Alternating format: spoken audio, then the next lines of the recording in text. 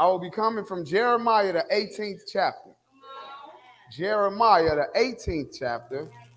That's the first through the third verse. That's the 18th chapter of Jeremiah, the first through the third verse. And there you will find these words. The word which came to Jeremiah from the Lord, saying, Arise and go down to the potter's house, and there I will cause thee to hear my words. Then I went down to the potter's house, and behold, he wrought a work on the wheel.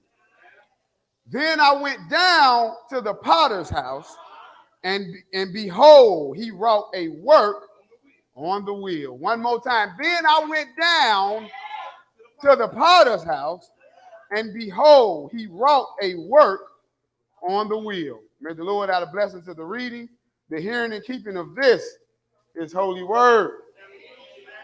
I know we may be thinking, what does this have to do with Lent and our wilderness experience and our self-discovery?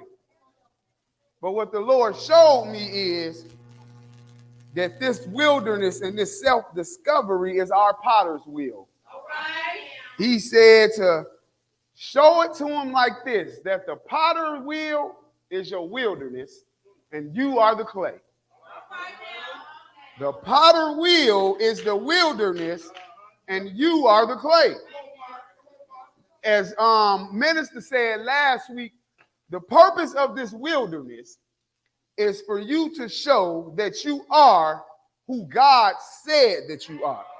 Not that you said you are, not who mama says you are, but who God says you are. So when you enter a wilderness, it is God's way of showing that you are who he said you are.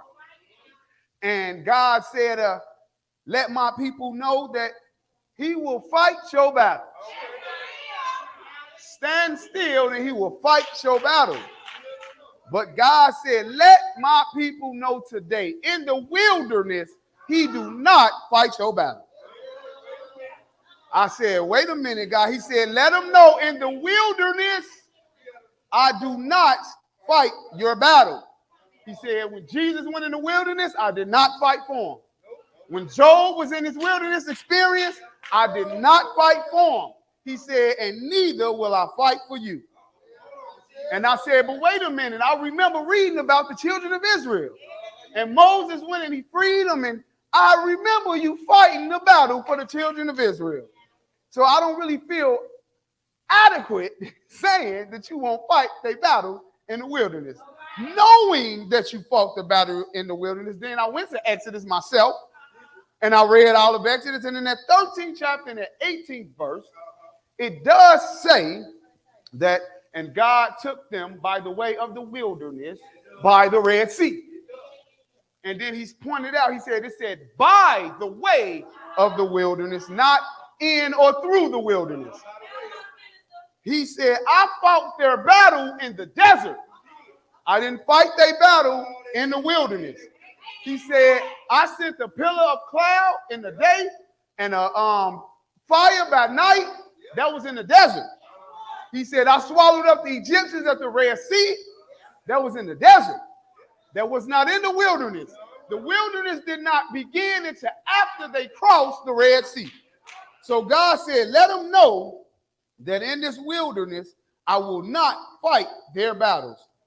And then he said, if you look at that same chapter, Exodus 13 and 18, if you read the New International Version, it says, and God led them God led them in the desert road along to the Red Sea. Just in case I had some fact chasers out there.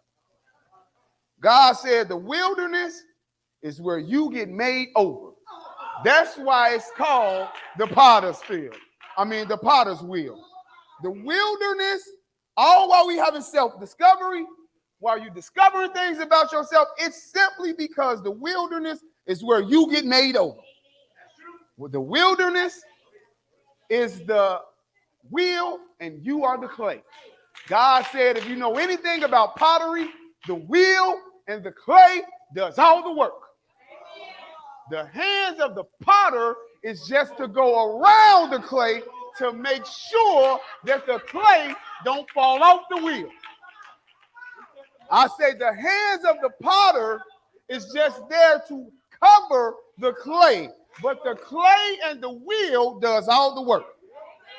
And God say on the potter wheel, which is our wilderness, we have to do all the work.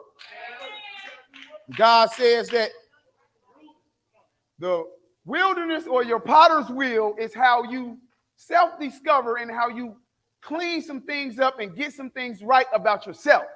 So if you've been saying, God, I want to change this. God, I want to fix this. God, I don't want to be this way. God, I want you to make me over.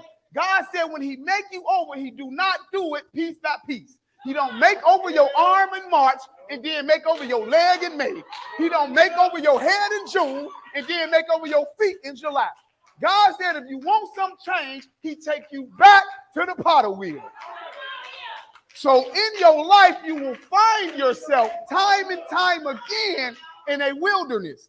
God said the problem we get is we mix up the wilderness and the valley.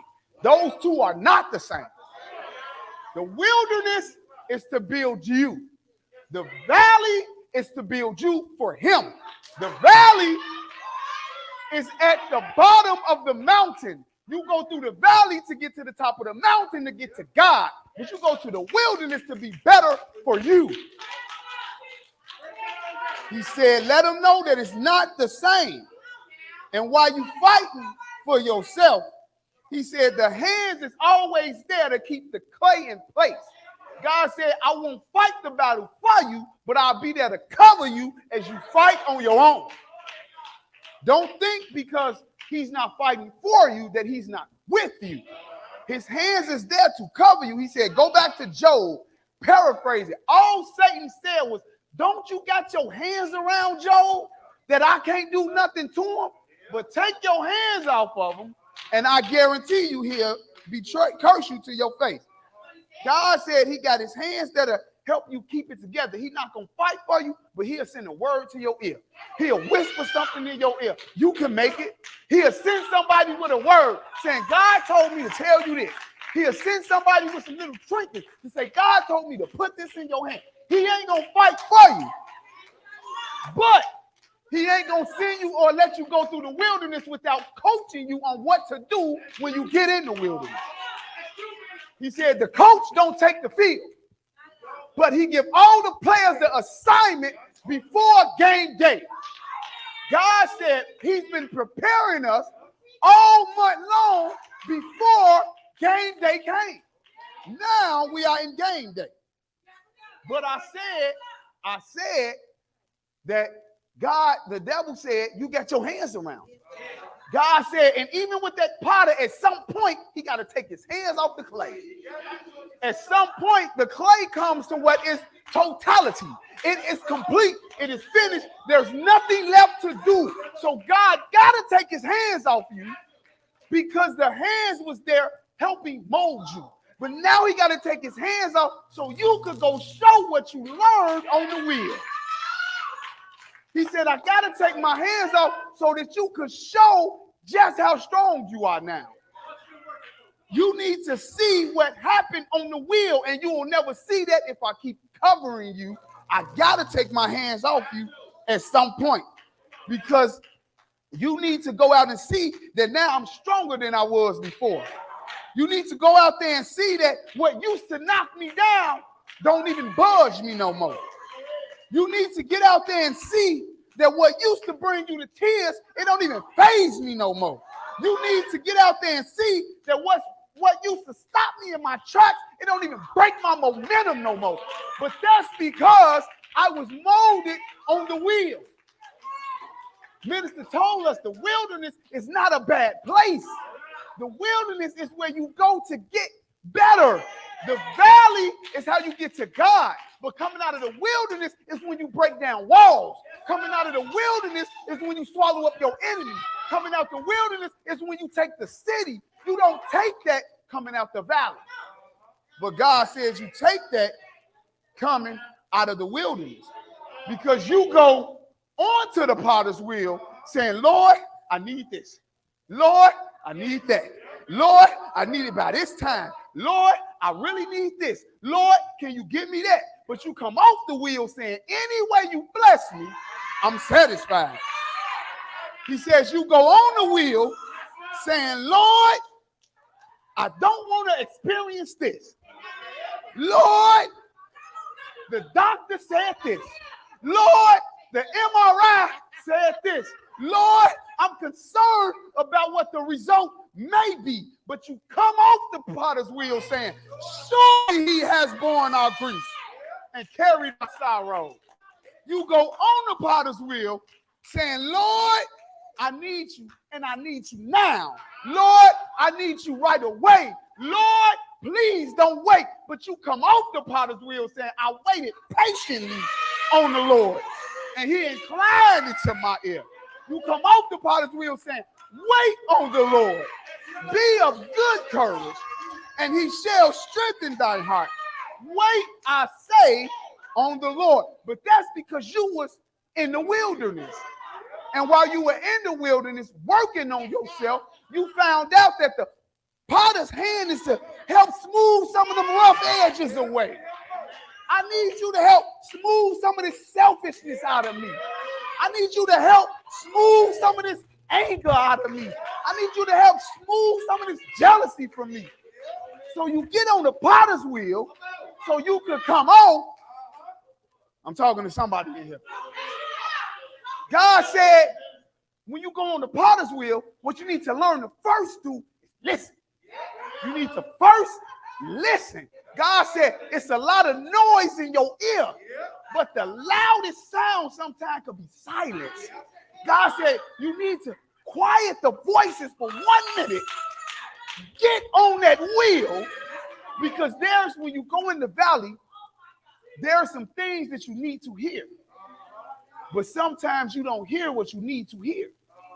And God said that there are things that you need to hear, and then there's things that you need to hear. I know it sounds the same, and it sounds funny. But he said there are some things that you need to hear, and then there are some things that you need to hear. And then he used me as an example. I can remember almost 3 years ago, my father left.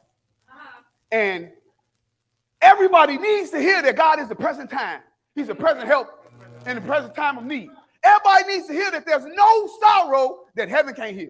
Everybody needs to know that if you just hold on a little longer, God will show up. Everybody needs to hear that if you wait on the Lord, he'll show up. Everybody needs to hear that. But I remember standing up here at my daddy viewing, and I didn't need to hear them words. Even though it's what I needed to hear, it ain't what I needed to hear. And I'll never forget, I was standing here and I was being strong. And I never shared it a tear. I was being strong. And I was helping everybody. And it got to the point where it was about to fall out. And I said, Mike, take my place for me. I went out this back door. And my brother said something to me that I needed to hear. And it was the most disrespectful thing you could say about God. My brother Eric. But because it was Eric, I know it was genuine. We know Eric. He has some choice words, but it was genuine and it was him. And I left out of here, and my brother told, how do I pretty this up? You know, my brother said to me, he said, bro,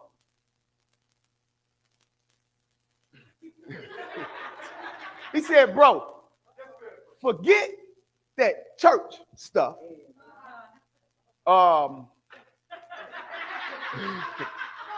And if you know my brother, you know he has some very choice words.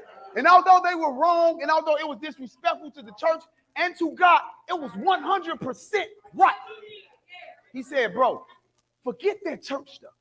He said, I know you and I know Julius. Y'all gonna put on y'all minister clothes, and y'all gonna put on y'all minister face, and y'all gonna handle that. He said, I ain't worried about that. He said, now I don't know, I might be worried about Bojack, but I ain't worried about you and Bojack, that's kidding.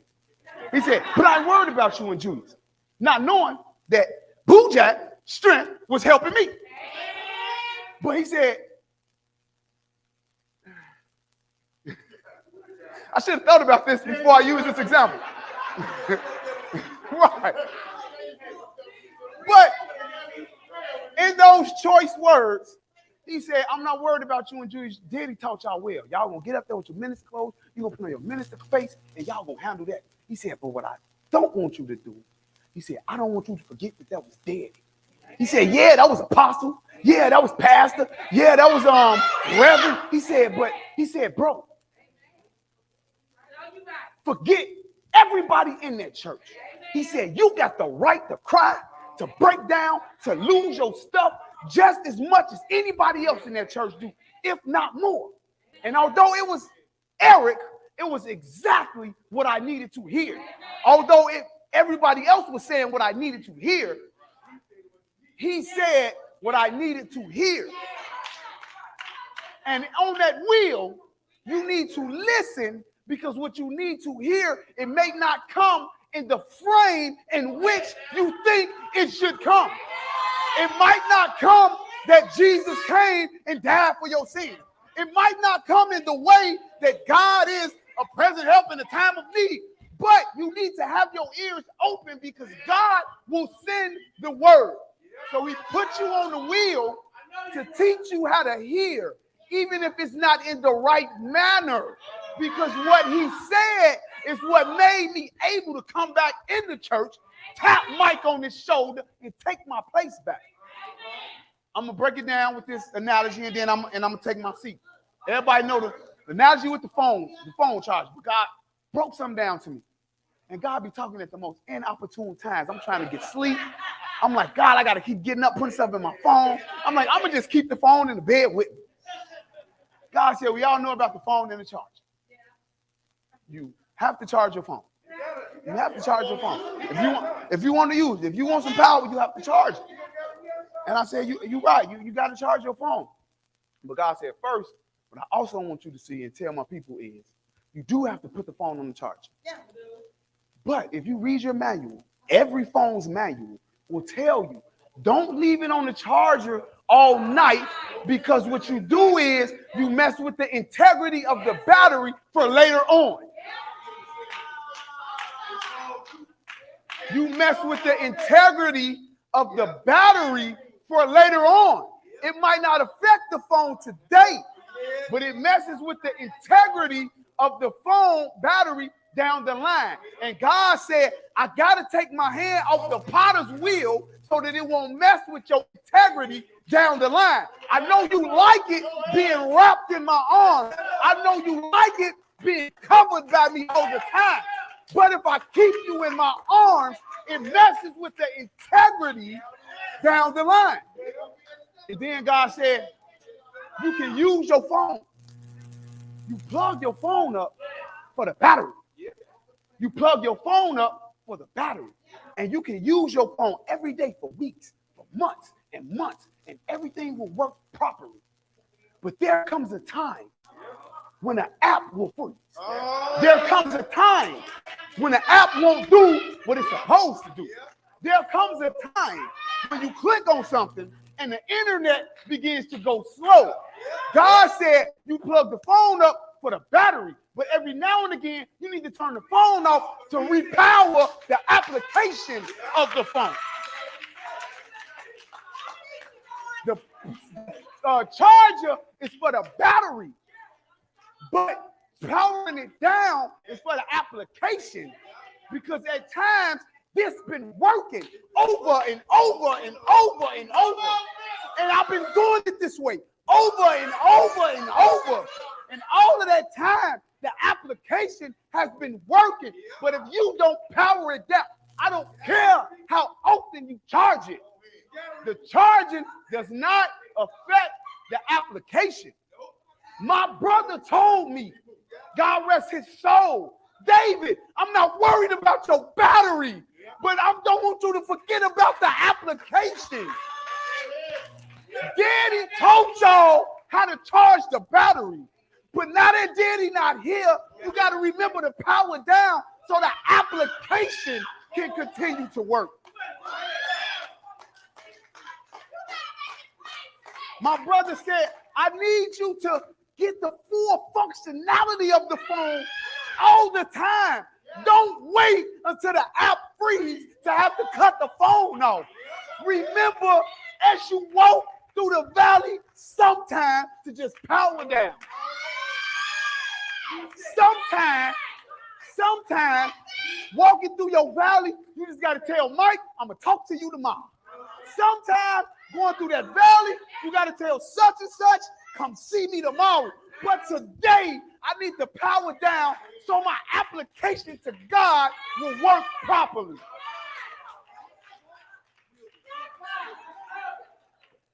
Because, what I say? Valley. Wilderness. So that your application can work properly. You do have to power it down. You got to power it down. But sometimes all that's saying is, sometimes to take a step forward, you got to take a step back. Sometimes if you want God to raise you above things, you might have to go down a little deeper before. Sometimes if you want to take a step left, you might have to go right first. That's just simply powering down to get the full functionality of the application. This is our battery, but this is our application. This is what we apply. We use this. We read this. We come to church. We hear the word. But this is how you apply it. God got to take his hands off so you can go out the door and apply what the potter's wheel did. The phone can be charged multiple times a day. But that will never help the application. The last thing God said, this wilderness is like the cocoon for the caterpillar. The wilderness and the potter field is the cocoon for the caterpillar. You have to eat away what's inside if you want to come out and bring down the walls of Jericho. You cannot come out the wilderness holding the same stuff you had when you walked in the wilderness. You gotta eat that stuff away. And you gotta eat it away from the inside. God cannot take it away. God won't send the angels down to take it out. All God do is put his hands around you to form the cocoon for you to eat away at it yourself. You want to be better? Step into a wilderness. You want to live better? Step into a wilderness. You want to be a better husband? Step into a wilderness. You want your marriage better? Step into a wilderness. Because that's where you come out and tear down walls. That's where you come out. How do you think you're going to pull strongholds down if you ain't willing to eat away what's causing the strongholds? God ain't never put a stronghold on nobody. The enemy has never put a stronghold on nobody. It's your own thought, your own lust, your own imagination, what you stepped into, what you like, but to get rid of it, you need to step into a wilderness. Because when you come out the wilderness, you come out a butterfly. You come out flying. You went in crawling. You went in complaining. You went in hurting. You went in crying. You went in hoping. You went in wishing. You went in tired of this. You went in, I'm tired of that. Oh, but when you come out, you forget what you was tired of when you went in the wilderness. When you come out, you forget what made you cry. You start thinking, this is what had me down. This is what hurt me all them years. This is the unforgiveness I had in my heart all them years. And you get that in the wilderness. You get that being on that potter's wheel. You get that. You get that in the wilderness. One more example. Give me 3 minutes and I'm going to take my seat. God said, in the wilderness is where you find greatness in tragedy. In the wilderness, you find greatness through tragedy. And he used me as an example. He used me as an example. My nephew passed. My nephew died in front of my eyes, and it hurt me to my core. To my core. And I got up with it every day. And I went to work with it every day. And it was a tragedy that I wish never happened. I was glad it happened the way it happened, but I was wishing it never happened. And through that tragedy, I lost my father. I saw my mother be strong. I lost my grandmother. I saw my aunties be strong. I saw Miss Tiny lose her son, and I saw her be strong. I saw Karen lose DeAndre, and I saw her be strong. And I saw all these people be strong.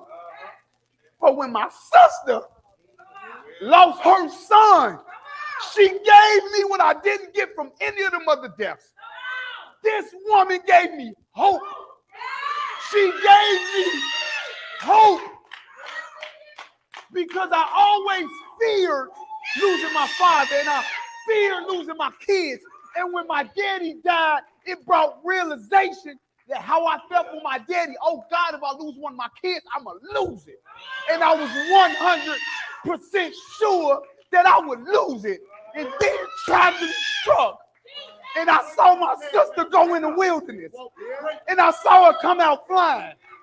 And everything in me said, oh, if God do take one of them, God forbid, I can make it. Because I saw her make it. I saw her go in the wilderness and come out a champion. And because of that tragedy, I found hope. Because losing my daddy, I lost hope. I lost hope. It destroyed me. And now I knew if something happened to my kids, I would lose it. And then my nephew left. And he left. And when he left, all hope came to me. So God said, when you on that potter's wheel, tragedy may strike. He did give them water and quail and manna in the wilderness. God said he will provide in the wilderness. Not having food and water was a tragedy. But out of tragedy comes greatness when you allow yourself to be molded on the wheel. I'm going to leave you with that. You have to allow yourself to be molded on the wheel.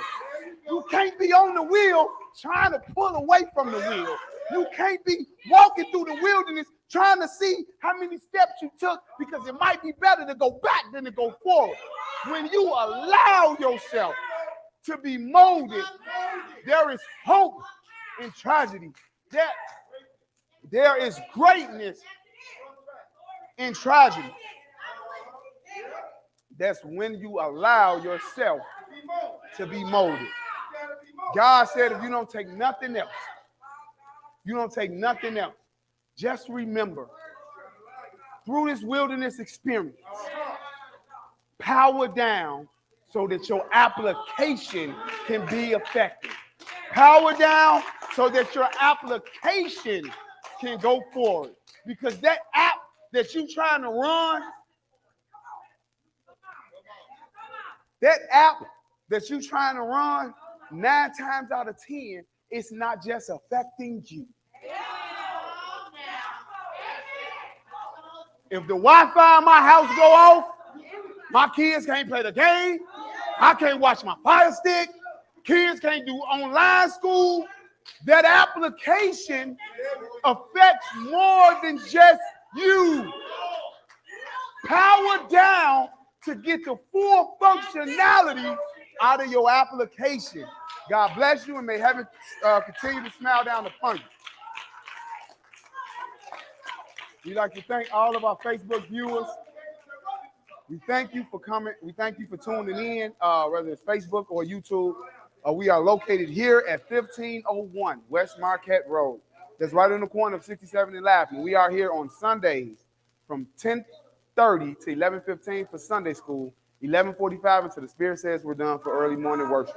We are here now on Wednesdays for Lenten service from 7 o'clock to 8 o'clock, 1 hour every Wednesday for Lenten service. May God bless you and heaven continue to smile down upon you.